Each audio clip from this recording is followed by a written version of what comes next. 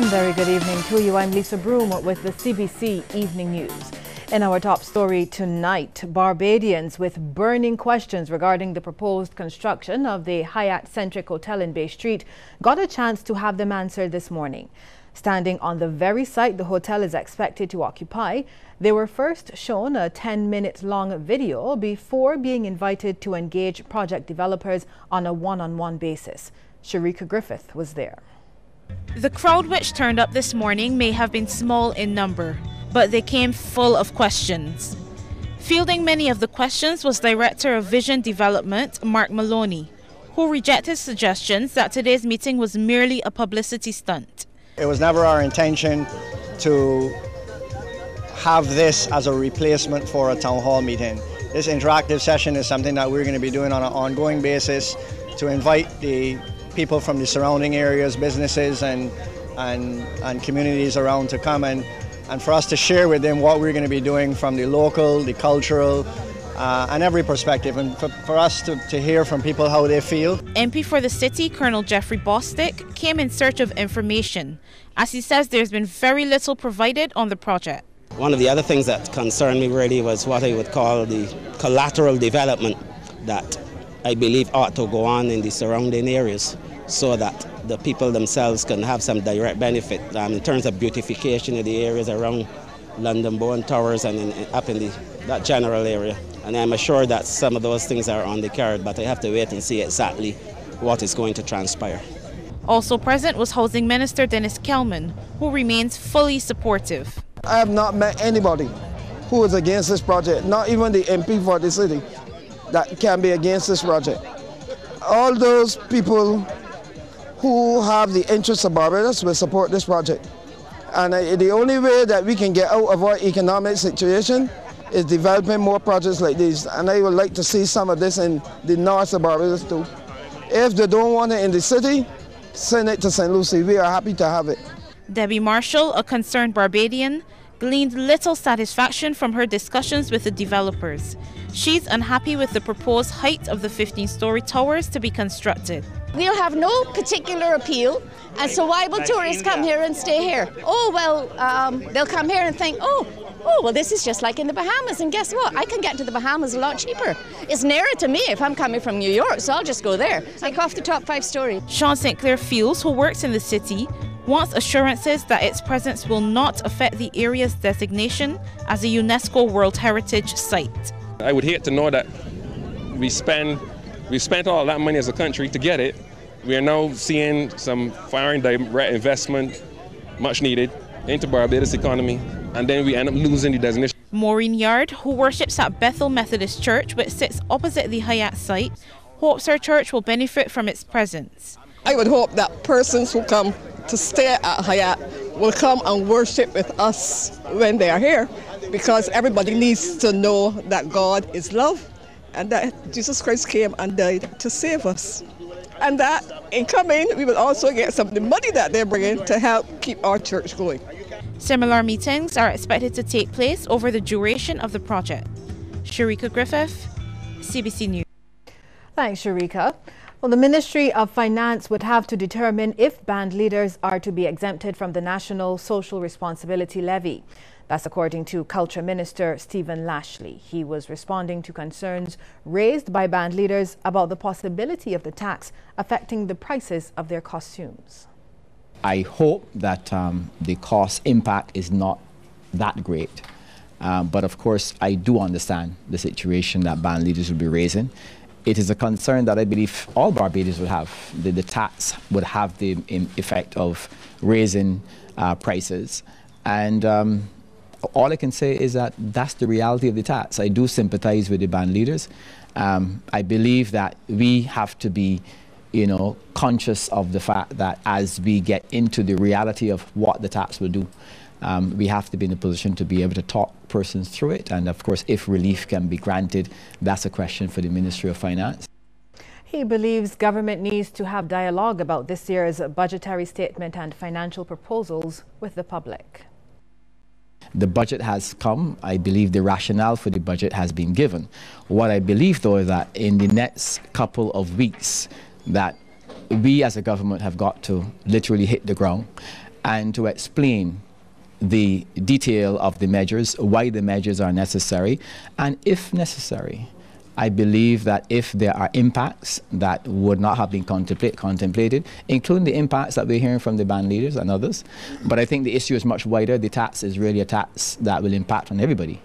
But I think it is going to be critically important in the next weeks or so for the government, inclusive of the Ministry of Finance and other ministers, to be open to dialogue.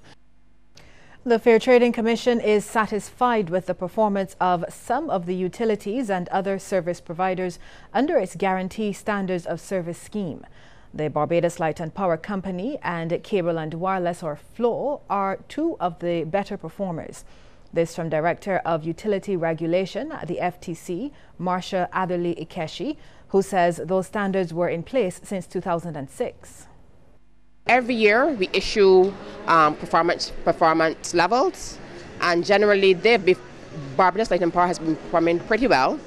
Cable and Wireless to some extent as well, but for both utilities there are some areas which we want to see some level of improvement. The areas that we want to see improvement would be response to customer claims and the timeliness in which compensation is paid, those types of things. Ms. Atherley Ikeshi says 9 guaranteed and 12 overall standards were put in place for the Barbados Water Authority at the end of last month and will come into effect from January 1st, 2018. The Director of Utility Regulations says the BWA's response to last year's sewage spill on the South Coast would be covered under one of the overall standards. There are a number of factors that would play into how they're able to respond. For us to say that that standard alone would have seen earlier resolution might be a stretch, but the idea is to get them prepared to that point where they can respond in that time frame. Okay. So we do not necessarily expect an immediate response or them to be able to immediately meet all of the standards, but over time they are expected to improve the level of service to that point. Police are investigating the latest fatal shooting, this time in Blackrock, St. Michael. Now, CBC understands that a man was shot in the area of the old KFC complex. He died in the Accident and Emergency Department. A woman was also reportedly injured during the incident, which occurred around 3. No further details are available at this time. We'll take a break here, but when we come back, there's more news.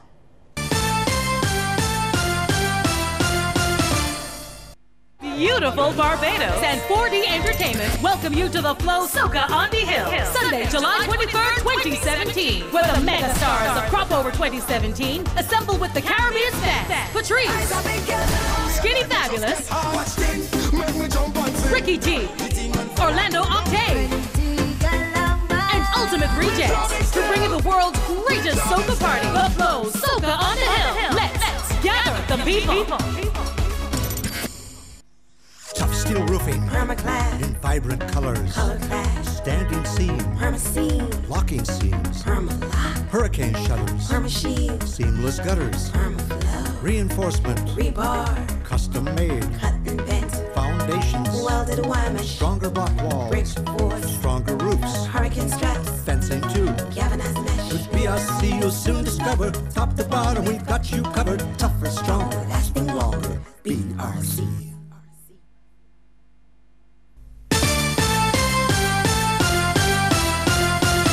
The Ministry of Health is consulting with its partners about increasing the tax on sugary drinks.